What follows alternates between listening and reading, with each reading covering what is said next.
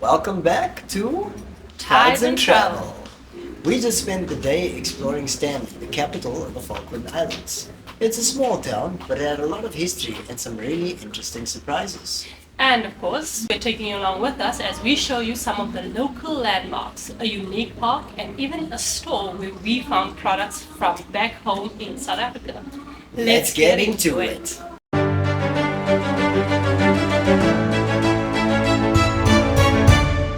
Walking through Stanley, we really got a feel for its British charm mixed with rugged island life. The colorful houses, quiet streets, and fresh ocean air made it such a unique place.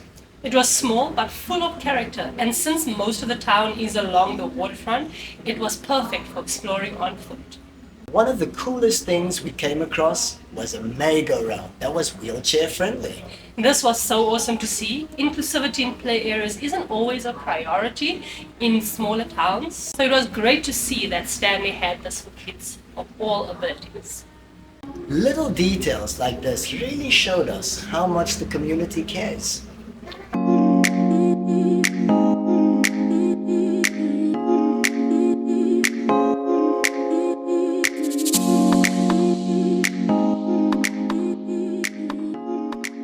This is Christ Church Cathedral, the southernmost Anglican cathedral in the world. It was built in 1892 and is one of Stanley's most famous landmarks. And right next to it was this massive whalebone arch made from real jawbones of blue whales. That's wild. It was a reminder of the island's whaling history, but also just a really impressive sight. You don't see something like this every day.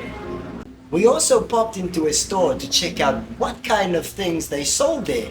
And surprise, surprise! They had all the items and some familiar brands from back home in South Africa. There it was, Raja curry powder, Moir's baking products, and even Nando's Peri-Peri sauce. That was cool. Very, very cool indeed. I was not expecting to find these here. All the way in the Falklands?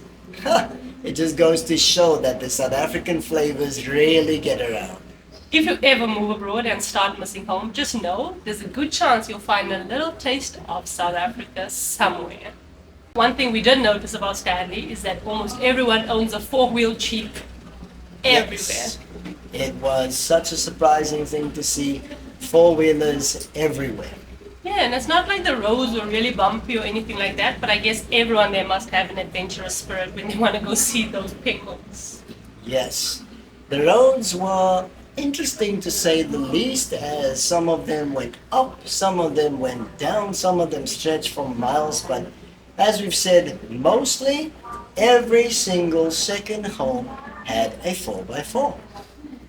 Yeah. We also passed an interesting little pub, and lo and behold, all of a sudden, at the corner of our eyes, we saw this huge black panther appear out of nowhere. It wasn't even a panther, it was a cat. It was so big though. It was huge, yes. Not a panther, a black cat, but I don't know what it was being fed.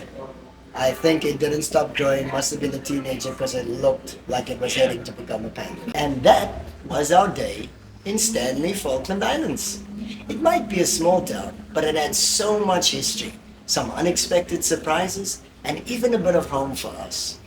Let us know in the comments which part of Stanley would you visit first. And don't forget, like, subscribe, and hit the bell for more adventures.